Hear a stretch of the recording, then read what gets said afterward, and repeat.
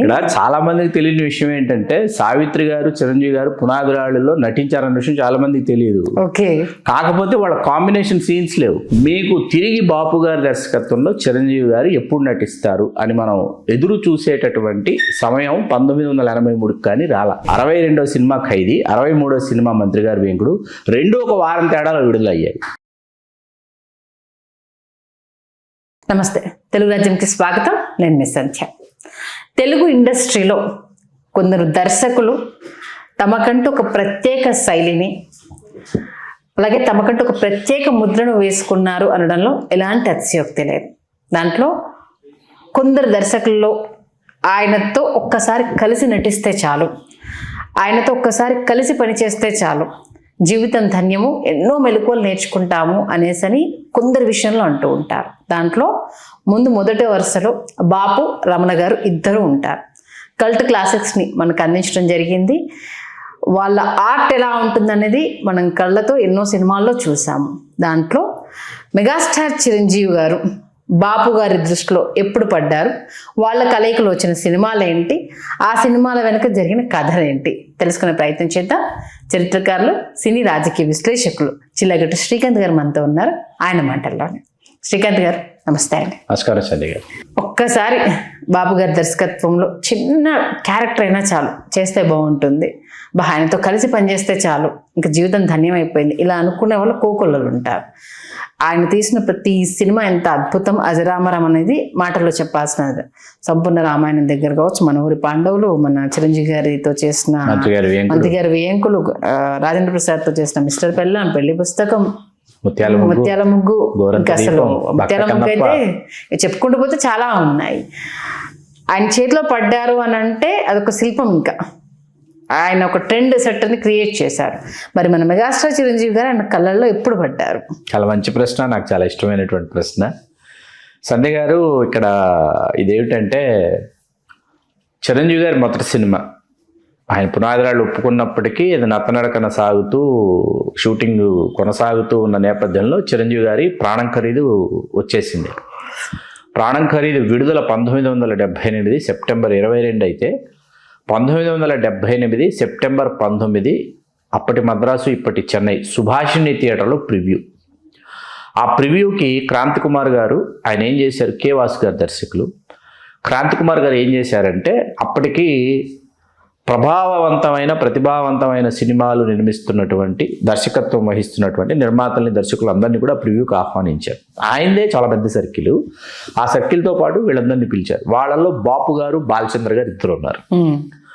బాపు గారు, రమణ గారు కూడా వెళ్ళారు. చూసి సుభాషిణి థియేటర్లో ప్రాణం ఖరీదు చూస్తూ నర్సయ్య పాత్ర వేసిన చిరంజీవిని చూసి వాళ్ళు, ఈ చిరంజీవి అనే కుర్రాడు మన పార్థు పాత్రకు బాగుంటాడు, అర్జునుడిని పోలి ఉండేటటువంటి పాత్ర, పార్థు పాత్రకు బాగుంటాడు.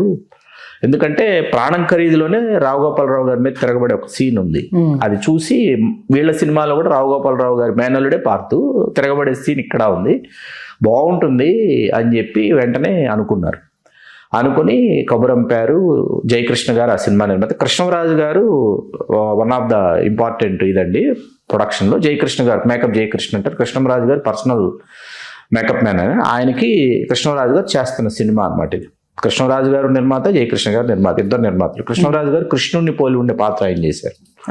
అలా కృష్ణరాజు గారు అప్పటికే చిరంజీవి గారు, ఆయన మొగుల్తూరులో చిరంజీవి గారు మొట్టమొదట చూసినటువంటి సినిమా హీరో ఆయన జీవితంలో ఎవరైనా ఉంటే కృష్ణరాజు గారే. కృష్ణరాజు గారిది మొగుల్తూరు కావడం, చిరంజీవి గారిది మొగుల్తూరు కావడం, మొగుల్తూరుకి కృష్ణరాజు గారు వస్తే కృష్ణరాజు వచ్చాడంటే వాళ్ళ ఊరి నుంచి వెళ్ళి హీరో అయినటువంటి కృష్ణరాజు గారు వీళ్ళందరూ పరిగెత్తుకుంటూ వెళ్ళి, చిన్నపిల్లలు అంట, వెళ్ళి చూసి ఆ చిరంజీవి గారు చిన్న వయసులోనే కృష్ణరాజు గారు హీరో, ఆర్టిస్ట్, ఇవన్నీ గారు. చిలకా గోరింగ్ 1966, ఇదేమో 78.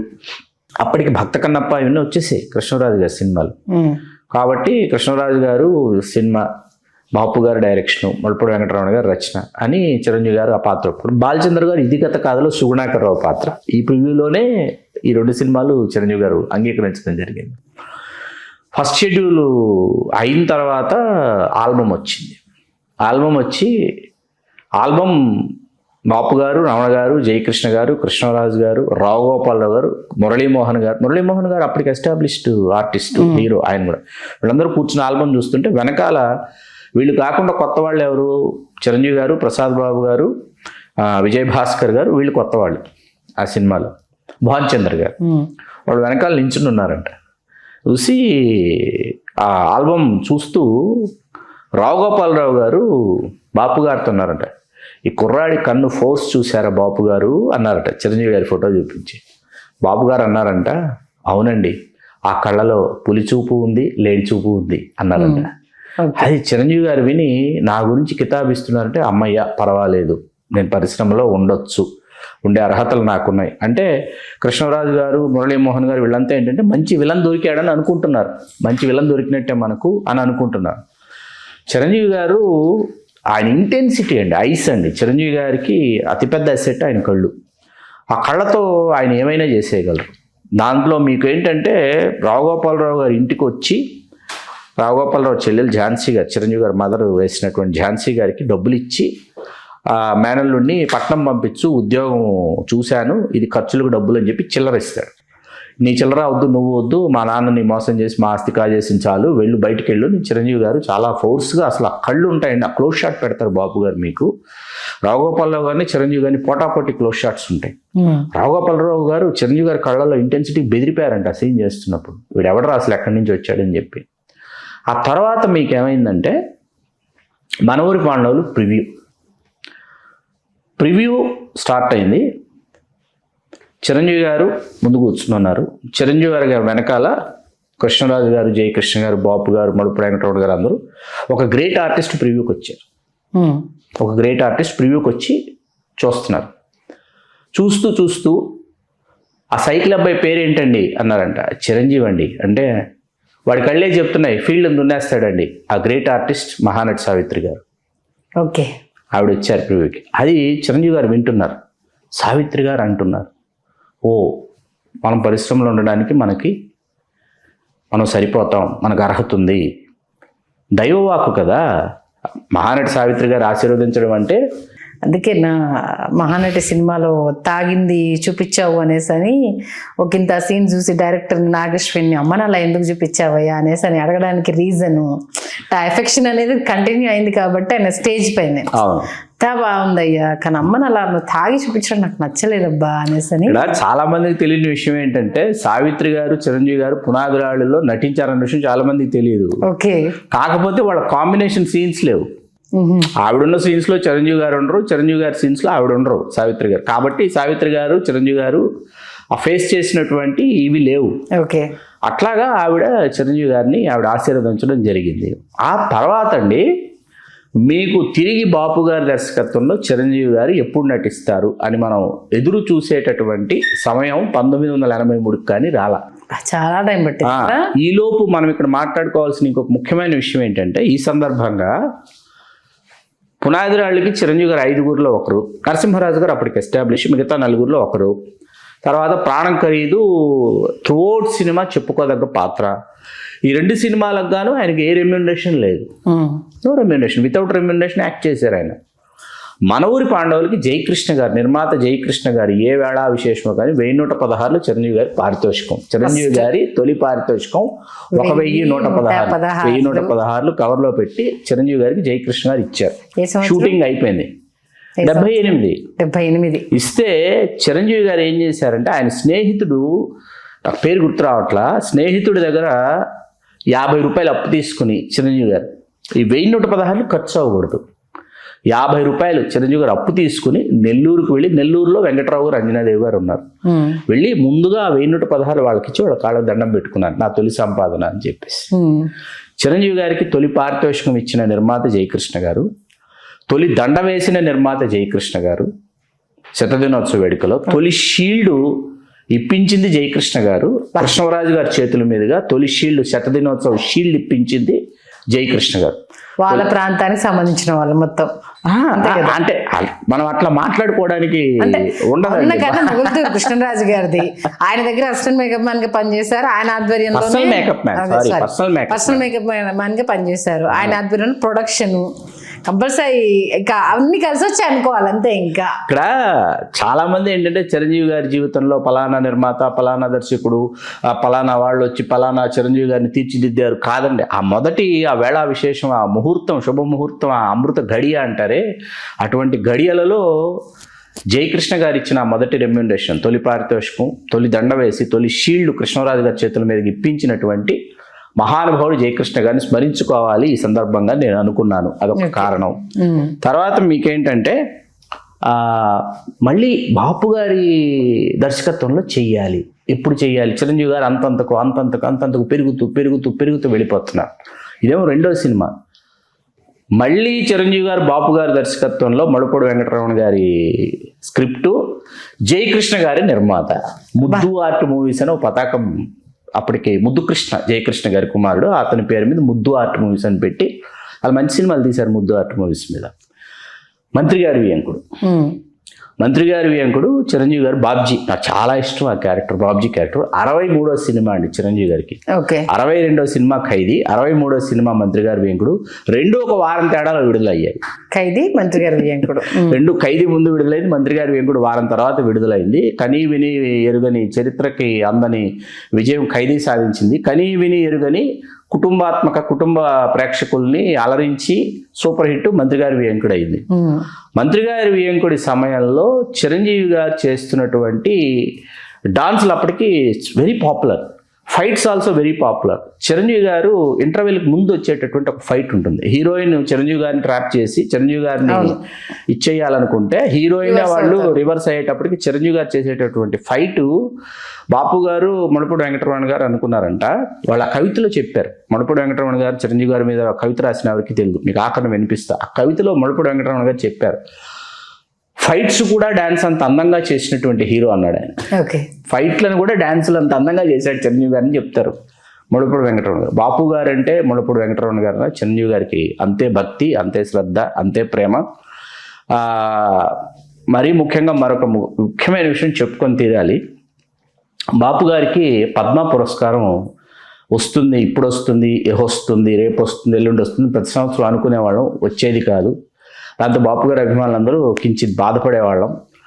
చిరంజీవి గారు కేంద్ర మంత్రిగా ఉండగా చిరంజీవి గారు పట్టుబట్టి ఎందుకు బాపు గారికి అసలు పద్మ పురస్కారం ఎందుకు అసలు ప్రకటించడం లేదని చిరంజీవి గారు జోక్యం చేసుకుని కలగజేసుకుంటే సాంకేతికంగా అది రిజెక్ట్ అవుతూ వస్తుందన్న విషయం తెలిసిందంట.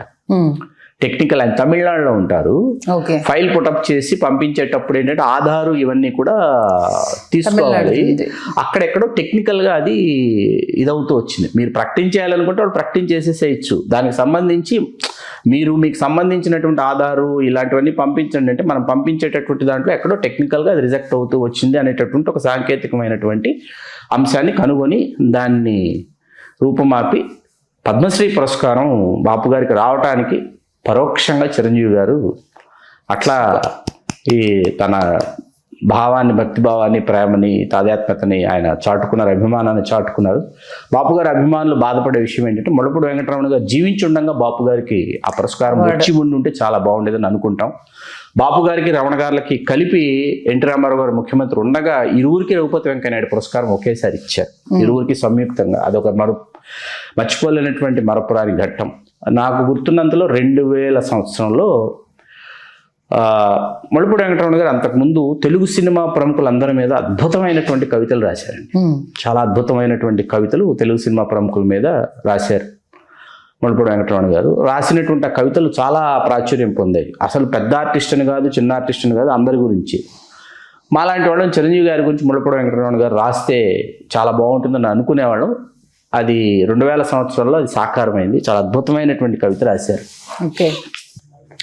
పసితనం కసితనం కలబోసిన తెలుగుదనం చిరంజీవి కండసిరిని మించిన కంటిసిరి, మన ఊరి పాండవుల చిత్రం తీసేవేళ ఈ కన్ను ఫోర్సు చూశారా అంటూ ఒక అబ్బాయిని చూపించారు నిర్మాత జయకృష్ణ.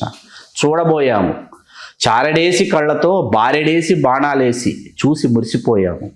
ఆ చిత్రంలో అతనిపై మొదటి షాటు అతని కన్ను మెల్లిగా మేలుకోవడమే. ఆ తరువాత మంత్రి గారి వియ్యంకుడిలో ఆ కళ్ళు రబ్బరు బొమ్మ లాంటి ఒళ్ళు చేసిన చమత్కారాలు అద్భుతాలు అన్నీ ఇన్ని కాదు. 10 మందిని ఒంటి చేత్తో చావగొట్టాడన్నా, రైలు బండిని చెరుగ్గడలా విరిచి నమిలేశాడన్నా నమ్మించగల ఆ కంటి సిరి చిరుకే సరి, అది తెలుగు సినిమాకే సిరి. అతని విజయం వడ్డించిన విస్తరి కాదు. ఎవరెస్టు శిఖరం మీదకి హెలికాప్టర్ నుండి దిగలేదు. 2 కాళ్ళు 2 చేతులు 32 పళ్ళు కొండలాంటి గుండె సాధనాలుగా అడుగుకి అడుగులేస్తూ పడుతూ లేస్తూ పైకి చేరి జెండా ఎగరేసిన రియల్ హీరో చిరంజీవి బాపు రమణ. సూపర్ సూపర్, ఇంత అద్భుతంగా రాశారండి నిజంగా. అంటే సినిమాలో వచ్చిన కంటి చూపును గుర్తుపెట్టుకొని దాన్ని మంత్రి గారి వియ్యంకుడికి వచ్చేసరికి ఎలా రూపాంతరం చెందింది, ఆ తర్వాత ఎంత విజృంభణ అయ్యింది అనేది ఒక్కొక్క లైన్ లో. కానీ ఎందుకు ఇంత తక్కువ సినిమాలు ఇద్దరు కాంబినేషన్, 2 సినిమా? అది నిజంగా నాకు కూడా చాలా ఇదిగా ఉంటుంది. 2 సినిమాలే చేశారు అని. అంటే ఇక్కడ 2 సినిమాలు చేయడానికి కారణం ఏంటంటే, మంత్రి గారివి మన ఊరి పాండవుల తర్వాత బాపు గారి లైనప్ వేరే విధంగా టర్న్ అయ్యి, బాపు గారు ఏంటంటే కృష్ణ గారితో కృష్ణావతారం అని, మన శోభన్ బాబు గారితో జాకీ, కళ్యాణ తాంబూలం, కృష్ణరాజు గారితో బుల్లెట్ ఇలా చేస్తూ ఎక్కువగా హిందీ సినిమాలు చేసేవాళ్ళండి బాపు గారు టైం. నంబర్ ఆఫ్ ఫిల్మ్స్, మన ఊరి పాండవులు హిందీలో హం పాంచు, నంబర్ ఆఫ్ ఫిల్మ్స్, ఇవన్నీ ఏంటంటే తెలుగు సినిమాలు హిందీలో చేస్తున్నారు ఆ టైంకి. ఆ తర్వాత బాగా గ్యాప్ తీసుకుని బాపు గారు తెలుగులో చేసింది పెళ్లి పుస్తకం. అప్పటికి చిరంజీవి గారు మెగాస్టార్ అయిపోయారు. అలాగా అది సంజయ్ గారు నిజంగా మంచి. అంటే బాపు గారి దర్శకత్వంలో ఇలా కలయిక కలిసింది, ఆయనను ఏ రకంగా గుర్తించారు, ఎలా? మంత్రి గారి వేంకుడు మీకు గుర్తుందో గుర్తులేదో, మధ్యాహ్నం పూట మ్యాట్నీ షోకి వెళ్ళామండి. ఓకే. మంత్రి గారి వేంకుడు వెళ్ళిపోయి సినిమా థియేటర్లో కూర్చున్నాం. మా మేనత్త గారు, నేను, మా పెద్ద చెల్లి, ముగ్గురు. సినిమా ప్రారంభమైంది. సినిమా జరుగుతుంది 28 నిమిషాలు సినిమా పూర్తి అయిపోతుంది. 28 నిమిషాల వరకు చిరంజీవి గారు రారు. చిరంజీవి గారు హీరో అనే విషయం మర్చిపోతాం. మర్చిపోయి వేరే కథ చూస్తుంటాం మనం. సడన్గా చిరంజీవి గారి హీరో ఎంట్రీ వస్తుంది.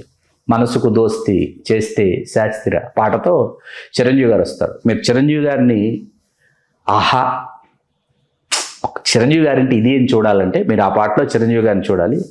లోక్ సింగ్ గారి ఫ్రేమ్స్, లోక్ సింగ్ గారి లైటింగ్, కాలేజ్ బ్యాక్డ్రాప్ లో మీరు ఆ షార్ట్ కంపోజింగ్, బాపు గారు చేసిన షార్ట్ డివిజన్, దానికి లోక్ సింగ్ గారు చేసినటువంటి లైటింగ్, ఆ కొరియోగ్రఫీ, చిరంజీవి గారిని కాలేజ్ బ్యాక్డ్రాప్ లో సాంగ్ వేరండి, మీరు చెప్పే సాంగ్ వేరు, అది చాలా బాగుంటుంది. ఆ పాట వేరు, అది ఎక్స్ట్రాడినరీ. అది కాదు, చిరంజీవి గారి ఇంట్రో ఉంటుంది, మనసుకు దోస్తీ చేస్తే శాస్త్ర, చాలా అద్భుతమైన పాట.